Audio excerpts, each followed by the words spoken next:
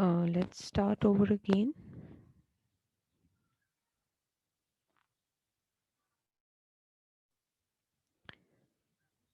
We are going to continue our chapter 15, that is continuous time with the linear differential equations. And here we are talking about exact differential equation today. Now what is exact differential equation, तो इसको generally define करते हैं कि किसी भी first order differential equation को जिसके या एक या दो वेरिएबल्स होंगे, मैक्सिमम हम दो को ही हाईलाइट करते हैं, उसको हम एग्जैक्ट डिफरेंशियल इक्वेशन तब कहेंगे अगर वो एक सिंपल डिफरेंशियल का रिजल्टेंट है। दैट मीन्स कि आप सिंपल एक फंक्शन उठाते हैं जिसमें दो वेरिएबल्स होते हैं। Let's say we have a function f with the variables y and t, और उसका हम लोग इनिशियली टोटल डिफरेंशियल लेते हैं। तो उसको हम डिफरेंशिएट करेंगे फंक्शन ऑफ जो फंक्शनल फॉर्म हमारे पास f है, f इज़ द फंक्शन, उसको हमने डिफरेंशिएट करना है partially with respect to y and with respect to t, जो कि उसके दो वेरिएबल्स हैं। सो लेट्स जस्ट से कि ये जो हमारे पास इक्वेशन है this d of f is the total differential of y and t is equal to change in f, partially change in f due to y into d of y plus partial change in f due to change in t into d of t। सो ये क्या है, ये हमारे पास एक exact differential equation बन गई है। क्यों? क्योंकि इसमें एक फंक्शन है और इसके आगे से दो वेरिएबल्स हैं जो कि कॉन्टिन्यूस पार्शियल डेरिवेटिव्स के साथ हैं। सो इसका हम अगर बात करें डायरेक्ट इसके सोल्यूशन की, तो what it will lead us to, इसको हम लोग सिंपली कुछ स्टेप्स फॉलो करेंगे just to make it in a simpler differentiation form, और उसका हमारे पास रिजल्टेंट क्या आएगा, that will be f of Y of t. ये पूरी equation that will be equal to c. Now c is an arbitrary constant, so how we will lead to that arbitrary constant, that is c. So let's just talk about that thing. सबसे पहले तो हम देखते हैं, let's make this differential equation equal to zero. Now y equal to zero, क्योंकि हम लोग बात कर रहे हैं फर्स्ट ऑर्डर डिफरेंशियल इक्वेशन की।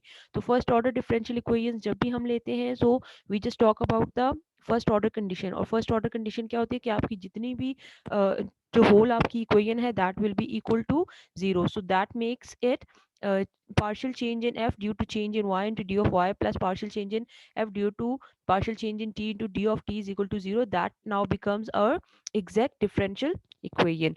So इसको simple example के through हम continue करते हैं. Let's just apply an example. What is that? इसी को हम लोग एक प्रॉपर इक्वेशन की फॉर्म में लेते हैं, that is F of Y of T is equal to Y square of T plus K. Now this is an example, let's just talk about this. तो इसका सबसे पहले आप टोटल डिफरेंशियल निकालें जी। So total differential of this equation is the above mention equation. Now what is K here? It's just a constant, arbitrary constant you can take it in any way. So let's just say D of f is the total differential of F. आप इसका total differential कैसे count करेंगे? t की respect से and y की respect से। सो 2yt into d of y plus y square into d of t. So this is our whole differential। हमने इसकी इक्वेशन बना ली, सिंपल डेरिवेटिव अप्लाई किया, हमारा हमारे पास रिजल्टेंट आया विद रिस्पेक्ट टू, अगर y देखा जाए तो हमारे पास क्या आता है, 2yt आता है इंटू डी ऑफ वाई। और अगर हम लोग विद रिस्पेक्ट टू t देखें तो हमारे पास y square into D of t बन जाएगा। दस द डिफरेंशियल इक्वेशन इज, ये हमारे पास जो फर्स्ट ऑर्डर कंडीशन अप्लाई की, तो ये पूरी equation that's becomes equal to zero. या फिर इसको हम लोग रीअरेंज करें, so this is going to become, अगर हम लोग डिफरेंशियल्स को, टोटल डिफरेंशियल्स को साइड पे d of y d of T को एक तरफ ले आए और अपनी जो उनके डेरिवेटिव्स है उनको एक तरफ कर ले, सेपरेटली उसको मेंशन करें, so what it becomes, that is D of Y. इसको अगर हम लोग स्टेप बाय स्टेप देखें, that becomes 2yt into D of Y is equal to, इस वाई स्क्वायर डी टी को दूसरी तरफ ले आए जीरो के, तो that becomes minus Y square D of T. तो Y square minus D of T को हम लोग एज इट इज इधर ही छोड़ें, तो इस तरफ से ये जो वाई टू वाई टी है इसको उस तरफ लेके जब जाएंगे तो that becomes y square minus Y square divided by 2yt is equal to dy into dt is equal to dy. So we are left with dy now. तो dy को हम सिंपली क्या करेंगे, इसके साथ ये जो dt है उसको उस तरफ लेके आके dy के साथ डिवाइड कर देंगे, दैट बिकम्स दिस पार्ट। और जो रिमेनिंग हमारे पास बच जाएगा that will be y square minus Y square divided by 2yt। तो उसको अगेन आप इज इक्वल टू किस तरफ लेकर आए, so this becomes the final resultant। as you know I have explained in a very depth तो इसको समझने में आई होप आपको मुश्किल या मसला नहीं होगा कि इस पार्ट से हम इस पार्ट पे कैसे जंप करते हैं. So here if a function f of y t exist, then अगर फंक्शनल फॉर्म उसकी एग्जिस्ट कर रही है तो हमने इसको सिंपली डिफरेंशिएट कर रहे हैं in terms of m and n. What is m and what is n, ये कोई इसमें हुक एंड क्रुक थ्योरी नहीं है, कोई मुश्किल चीज़ नहीं है. जस्ट मेक श्योर कि आपने सिंपली उसको रीनेम कर दिया है एक पूरे फ्रेज को या एक पूरी टर्म को. That is partial change in F due to partial change of y या पार्शियल चेंज इन वाई. ये आपके पास क्या बनाता है, that becomes your m. And partial change in f जो आपका सेकंड वेरिएबल का चेंज आ रहा है, चेंज ला रहा है आपकी फंक्शनल फॉर्म में, that is partial change in f. F is your function due to partial change in t. T is the second variable. तो ये आपके पास क्या बन जाएगा, this we name it as N.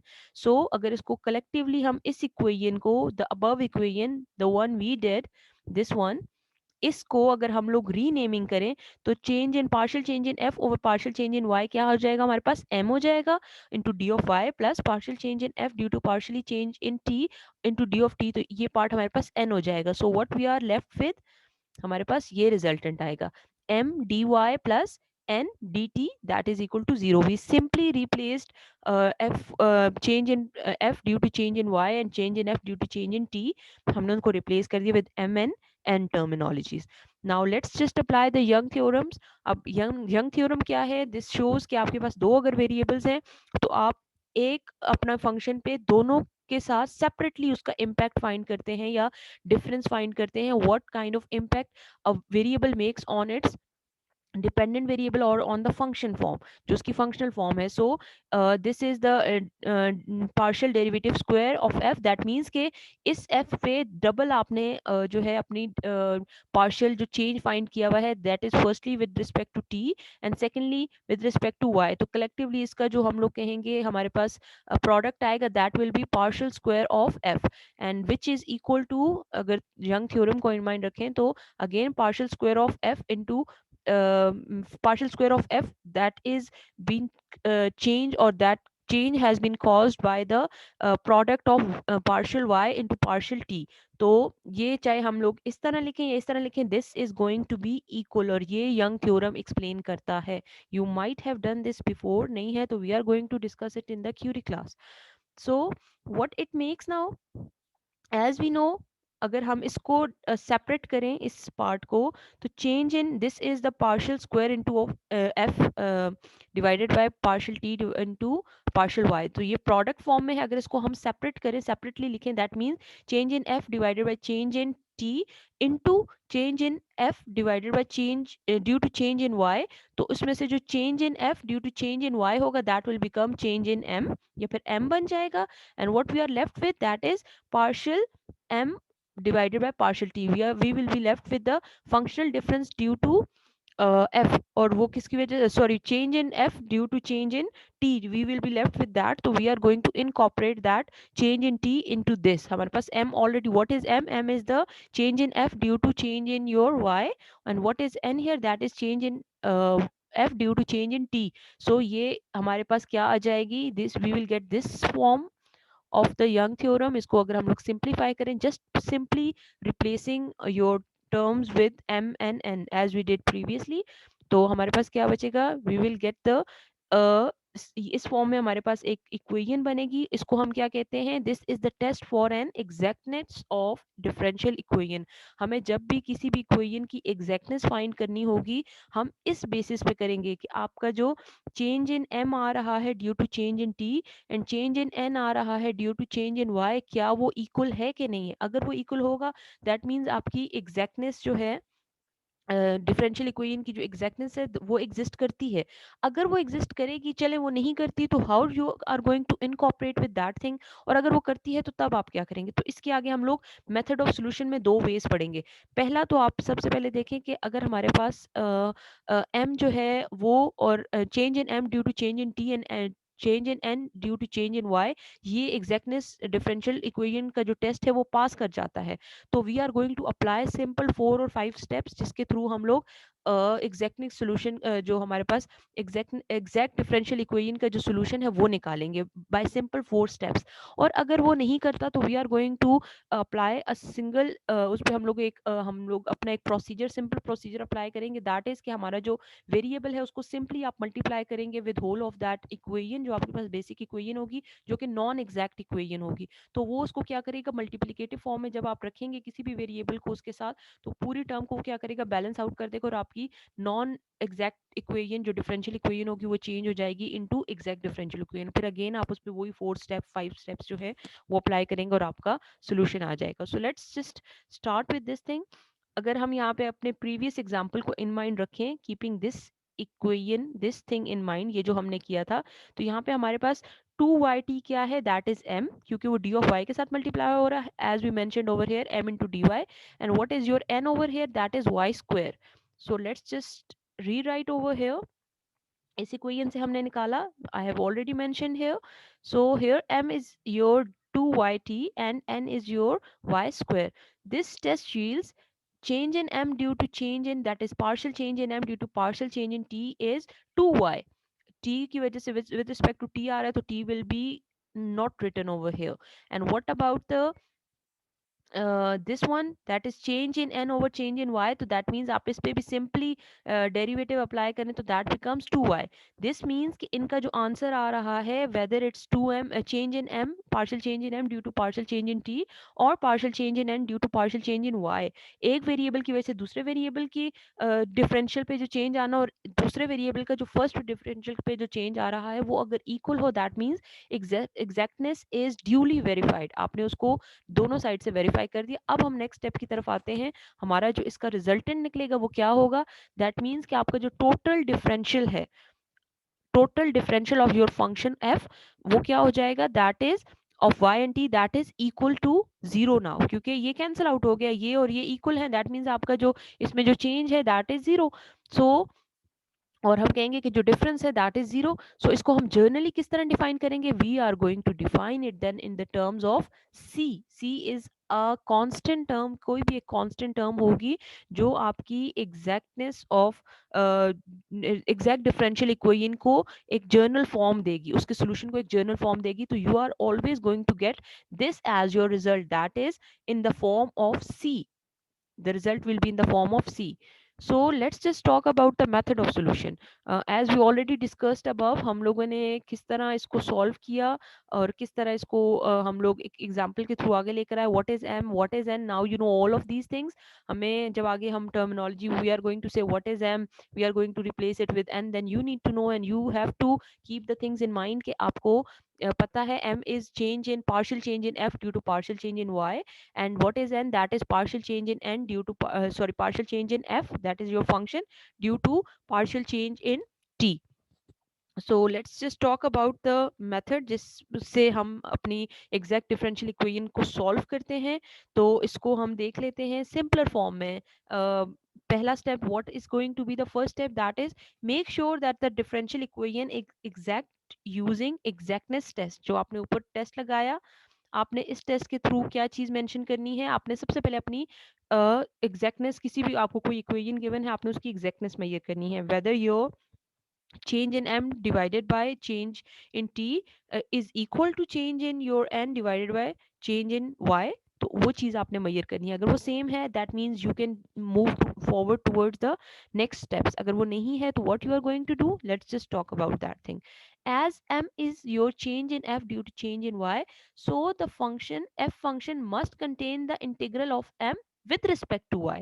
ठीक है जी, we write out a preliminary result as indeterminate form। अब ये indeterminate form क्या होता है, this is the part, हम जब भी कोई आपको याद होगा, हम लोग पीछे जब भी अपने इंटीग्रेशन या इंटीग्रल्स करके आए हैं, कोई भी इंटीग्रेशन अप्लाई करते हैं तो उसका हमारा जो रिजल्टेंट आता है दैट इज आप चेंज फाइंड करते हैं प्लस इन फॉर्म ऑफ सी, आपके पास कांस्टेंट की फॉर्म में सी इज अ कांस्टेंट, जिसको हम आर्बिट्रेरी कांस्टेंट कह सकते हैं। और वो हम कहते हैं कि कभी भी हम इसका जब डेफिनेट सोल्यूशन निकालते हैं तो ये नोन होता है, इट इज नोन नंबर, हमारे पास कोई एक न्यूमेरिक नंबर होता है।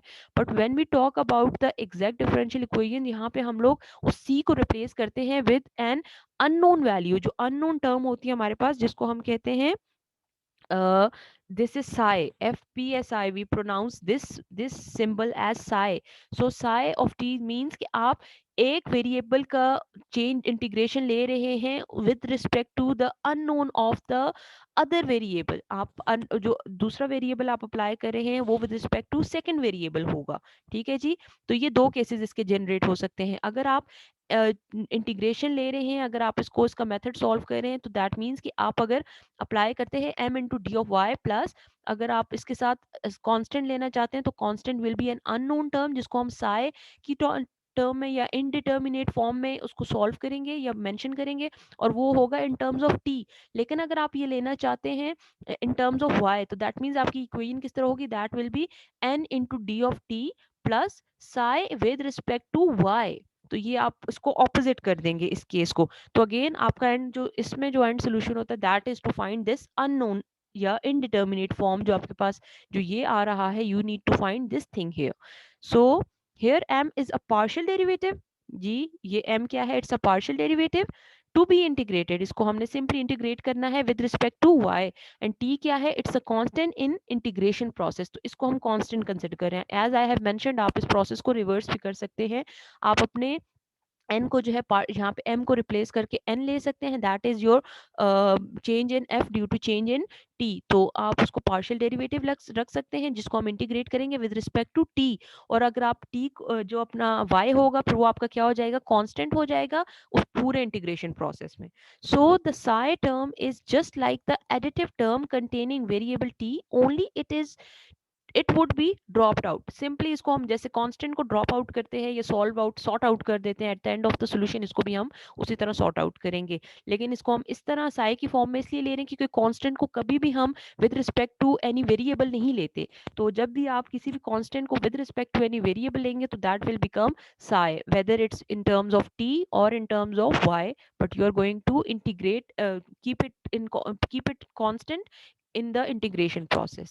So let's just say, but how will we pin down the exact form of psi term? So before talking about the psi term, let's just generally talk about the steps of exactness of solution या method of solution। Generally इसको करते हैं, आगे example में उसको detail में explain किया हुआ है, but let's just talk about the detailed way of solving the exact differential equations. तो पहला इसका जो हम लोग स्टेप करते हैं दैट इज हम सिंपली अपने एग्जैक्टनेस टेस्ट ऑफ एग्जैक्टनेस को अप्लाई करते हैं। अगर वो इक्वल आ जाता है दैट मीन्स हमारी जो डिफरेंशियल इक्वेशन हमारे पास है दैट इज एग्जैक्ट, तो हम नेक्स्ट स्टेप की तरफ मूव करते हैं। उसमें हम क्या करते हैं, हम सिंपली अपने जो डिफरेंशियल इक्वेशंस है उसको सेपरेटली राइट करते हैं। जैसे विद रिस्पेक्ट टू m है, what is your term of m, आपके पास जो कोई भी क्वेश्चन गिवन है उसमें m की वैल्यू क्या बन रही है, we are going to write it down. और उसके बाद आपका जो n की वैल्यू है, कोई भी गिवन एक्सप्रेशन या कोई भी गिवन आपके पास जो इक्वेशन है उसमें आपकी n की वैल्यू क्या है, you are going to write that down as well. तो आपने सेपरेट अपने पास डिफरेंशियल इक्वेशन को डिफाइन कर दिया है with respect to m and n। उसके बाद फिर हम थर्ड जो हम स्टेप करते हैं that is basically the second step. जो सेकंड मैंने आपसे राइट डाउन करने का कहा है that is part of your first step.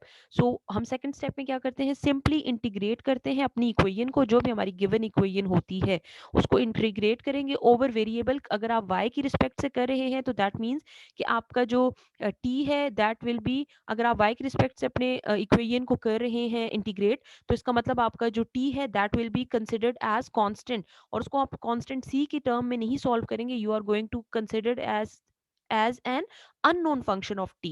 ठीक है जी। तो आप उसको सिंपली राइट अप कर देंगे with respect to your t इस फॉर्म में, ये वाली form. This is f of y t is equal to integration of m into D of y plus psi of t। अगर अगेन आई एम रिपीटिंग, अगर आप इसको opposite करना चाहते हैं तो ये n into D of T plus psi of y हो जाएगा। तो इसके बाद जो आप नेक्स्ट स्टेप करेंगे वो क्या है, सिंपली आप डिफरेंशिएट करेंगे आप अपने पूरी इक्वेशन को विद रिस्पेक्ट टू t, और उसमें आप सिंपली सब्सटीट्यूट कर देंगे अपने फंक्शन y t को। जो आपका फंक्शन y t है उसको आप उसी इक्वेशन में सब्सटीट्यूट कर देंगे। जब आप इस पूरी इक्वेशन को with respect to t differentiate करेंगे तो उसको आपने क्या करना है, उसको उसमें आप रिप्लेस कर देंगे या सब्सटीट्यूट करेंगे अपने फंक्शन y ऑफ t को, और उसका आपका रिजल्टेंट आपके पास क्या आएगा, here we will get the expression for the derivative of unknown function that is psi of T. तो हम लोग सिंपली जब अप्लाई करेंगे सारे को विद रिस्पेक्ट टू टी, हम लोग जब इसको डिफरेंशिएट करेंगे तो इस सारे का क्या होगा, इस पे जब ऑब्वियसली ये भी with respect to T differentiate हो रहा है, ये होल होना मतलब तो इस पे भी डिफरेंशिएशन आ रही है, डेरिवेटिव लेंगे इसका भी और इसको भी विद रिस्पेक्ट टू टी करेंगे। तो जब इसको विद रिस्पेक्ट टू टी करेंगे दैट मीन्स हमारे पास ये क्या आएगा, इसका हम लोग फर्स्ट डेरिवेटिव या जो भी सिंपल डेरिवेटिव आएगा तो वो इन फॉर्म ऑफ एन आएगा, दैट विल बिकम आपके पास आएगा that is psi, first differential या first derivative of psi with respect to T is N into Y of T minus change partial change in this whole equation with respect to your t। तो आपके पास जो solution आएगा you are going to simply going to integrate that, आपने उस पर simply integration apply करनी है और आपका जो resultant आएगा in form of c constant की form में resultant आ जाएगा। so what will be next, that is by integrating the last expression जो आपके पास final expression आएगा with respect to psi का psi of t, तो आप उसमें से function f of Y T sorry functional of psi T find करेंगे और उसको आप अप्लाई करेंगे, सब्सटीट्यूट कर देंगे for F of Y of T और उसका फिर आप general solution of exact differential equation निकाल देंगे, that is F of Y of T that is equal to C. So let's just take an example, this is the oral thing, not just the oral thing, ये just explanation के लिए है। Let's just talk about the exact equation और हम इसको example के through solve करते हैं, that will be more convenient and easy to understand. तो बात करते हैं how we will pin down the exact form of psi of T term. तो ये जो आपके पास अननोन इनडिटर्मिनेट टर्म है इसको आप कैसे सॉल्व करेंगे, that is use the value of N, इसको आप रिप्लेसमेंट करेंगे simply change in F due to change in T, this was your N value, इसको आप सिंपली उसके साथ यूज करके आप इसको सब्सटीट्यूट करेंगे और आपके पास सोल्यूशन आ जाएगा। तो एग्जांपल है, एग्जांपल के थ्रू समझाना एंड समझना इज वेरी इजी। तो पेज 488 पे आपकी एग्जांपल है, let's talk about it. Solve exact differential equation that is 2y t into d of y plus y square into d of t that is equal to 0। First order आपका जो है first order differential है, that means आपने इस पे first order condition apply की हुई, whole equation को आपने जीरो को इक्वल लिया हुआ है। हियर वी हैव, अब आपने सबसे पहला जो स्टेप करना था दैट वाज आपने सिंपली एक चीज बतानी है, क्या करना है, टू से आपने सबसे पहले तो इस पे चेक करना है अपना exactness, test of exactness apply करना है। आपने ऑलरेडी ये पीछे किया हुआ है इसका, जो इस पे अगर आप टेस्ट ऑफ एग्जैक्टनेस अप्लाई करें तो m को विद रिस्पेक्ट टू t देखें तो ये आपके पास क्या बच जाएगा, 2y बच जाएगा, और n को विद रिस्पेक्ट टू y देखें तो ये आपके पास 2y हो जाएगा। दैट मीन्स यहाँ पे आपकी एग्जैक्टनेस का जो टेस्ट है वो पास कर रहा है। नेक्स्ट स्टेप क्या है, आपने डिफ्रेंशिएट करना है, लाइक आई मेंशन बिफोर कि आपने इस पूरी इक्वेशन में m कहाँ है, what is m and what is n, this is your m, 2yt is your n, m and y square is your n। तो आपने इसको डिफरेंशिएट कर दिया। Now coming towards the simple steps of your exact differential equation. So what's that, that is पहला step आप क्या करेंगे, simply आप इसमें इनकॉर्पोरेट करेंगे अपनी जो अननोन वैल्यू है या कांस्टेंट, जब आप इंटीग्रेशन अप्लाई करते हैं तो in terms of C answer करते हैं, आपने यहाँ पे psi in terms of T answer करना है। तो प्रिलिमिनरी आपका जो रिजल्ट है वो क्या होगा, सिंपली आप m की value that is 2yt into D of y plus Sai T, Sai is in terms constant, in terms of T आप निकाल रहे हैं। तो यहाँ पे आप इसको इंटीग्रेट करें तो इंटीग्रेट करने के बाद आपके पास रिजल्टेंट क्या होता है, हमेशा आप इंटीग्रेशन की रिजल्टेंट प्लस आपका c आता था, तो c is here Sai of t as I mentioned before। तो y square of t आ गया आपके पास plus psi of t। So here constant of integration have been omitted and it is now the part of the merged into and it is now part of or is merged into the psi of t। ठीक है जी। Next step to आप इसमें क्या लेंगे, that is simply to differentiate the result from step one partially with respect to T. तो आपने इस पे क्या करना है, पूरी इक्वेशन पे आपने क्या कर देना है, आपने इस पूरी इक्वेशन को विद रिस्पेक्ट टू टी अपने पार्शली डिफरेंशिएट करना है। ठीक है जी। तो आपने पूरी इक्वेशन पे क्या अप्लाई कर दिया, पार्शियल डिफरेंस ऑफ या डिफरेंशियल ऑफ टी अप्लाई कर दिया, पार्शियल चेंज इन टी की वजह से, चेंज इन टी की वजह से आपकी पूरी इक्वेशन में क्या फर्क पड़ता है जी। तो let's just talk about this thing. तो इस टर्म में देर इज नो टी, ठीक है जी। इस पे क्या इम्पैक्ट होगा, और इस टर्म में जहाँ पे टी एग्जिस्ट कर रहा है तो इस पे क्या इम्पैक्ट होगा। तो सिंपली आपके इस फंक्शनल फॉर्म को, लाइक वी टॉक्ड बिफोर, कि ये change in F due to change in T आपके पास क्या बन जाता है, एज वी ऑलरेडी नो ये एन होता है। सो इक्वेशन आपकी एन की इक्वल हो जाएगी, N is equal to Y square plus this thing. तो ये आप पे आपके पास जब इस in terms of this solve करें, आप अपने इसके पे करें, अपना डेरिवेटिव अप्लाई करें, तो दिस इज जीरो, क्योंकि आपका यहाँ पे टी एग्जिस्ट नहीं करता, so this become zero. As psi t was constant, so this will be again zero. So what will be the next step, that is the third step, integration of last result given to us। तो हमारे पास last result क्या आया है जी, that is इसका partial derivative हमने लिया, sorry derivative लिया, फर्स्ट डेरिवेटिव लिया of T with respect to T, that become zero. तो साई ऑफ टी आपके पास क्या आता है, उस पर जब आप इंटीग्रेशन अप्लाई करेंगे, इस फॉर्म पे आप इंटीग्रेशन अप्लाई करें अपने फाइनल रिजल्ट पे, आपके पास ये बच जाएगा ना, ये तो जीरो हो जाएगा। तो इस पे आप जब इंटीग्रेशन अप्लाई करें, दैट इज इस पे करेंगे into terms of D of T करेंगे, तो आपके पास क्या हो जाएगा, जीरो हो जाएगा इनटू डी ऑफ टी। तो किसी भी उसका आप जीरो पे अप्लाई करें तो वो आपके पास कोई एक कांस्टेंट आ जाता है इन टर्म्स ऑफ के। So now we got a specific form of psi t, as psi t is a constant in this case, so it is k। आपके पास कांस्टेंट है तो वो आपको इन टर्म्स ऑफ के आ रहा है।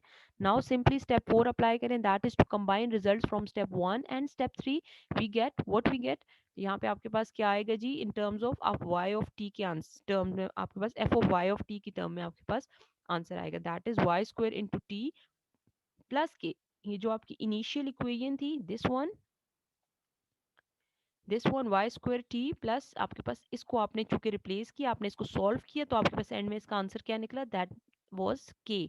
तो आपने इसको अगेन रिप्लेस किया, साई टी को रिप्लेस किया, तो आपके पास के आ गया। The solution of exact differential equation should be f of y of t is equal to c, where c is an arbitrary constant। तो आपके पास सोल्यूशन क्या आएगा in terms of y square of t is equal to c। आप इसको is equal to zero करें जी, तो आपके पास solution इस टर्म में आएगा।